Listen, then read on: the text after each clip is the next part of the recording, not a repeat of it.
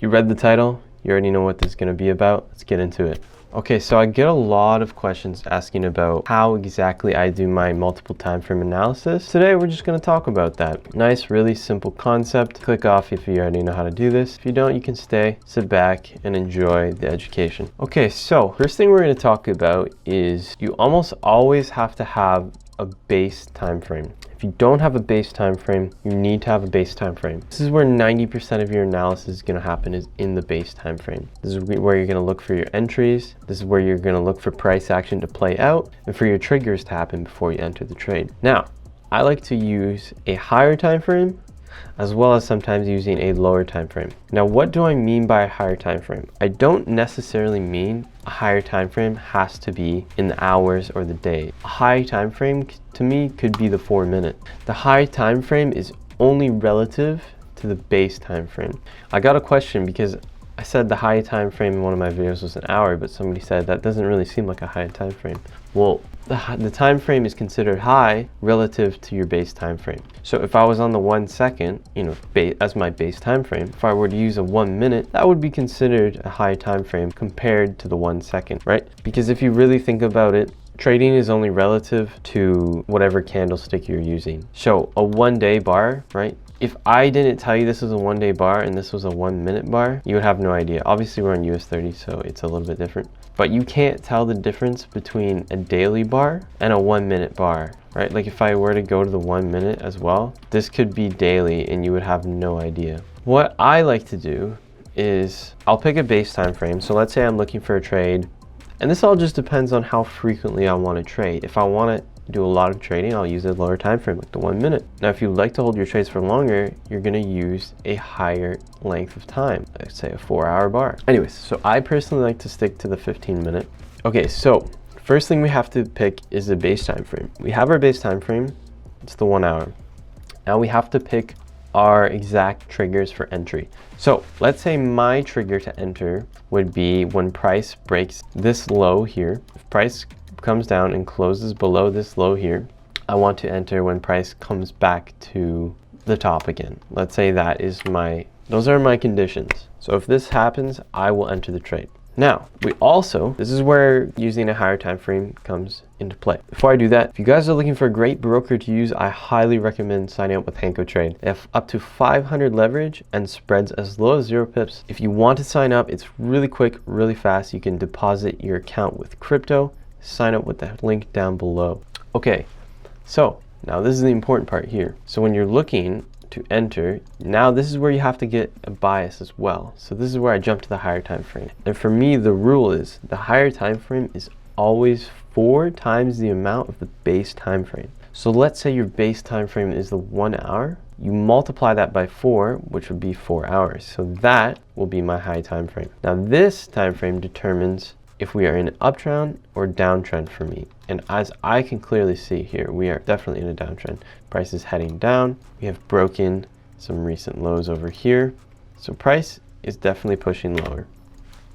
That's all I really use that for. Might be some other things I like to use it for, just to get a kind of overall look at structure. Okay, this is a nice little zone we're playing off of right now. So it's a good area to look for a price to reverse. That is all I will do. Now I head back to my main time frame, the 1 hour, and this is when I wait for my trade to play out.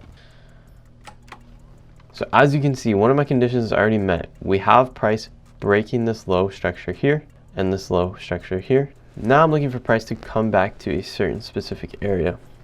And we're about to get into why it's important to use the lower time frames too.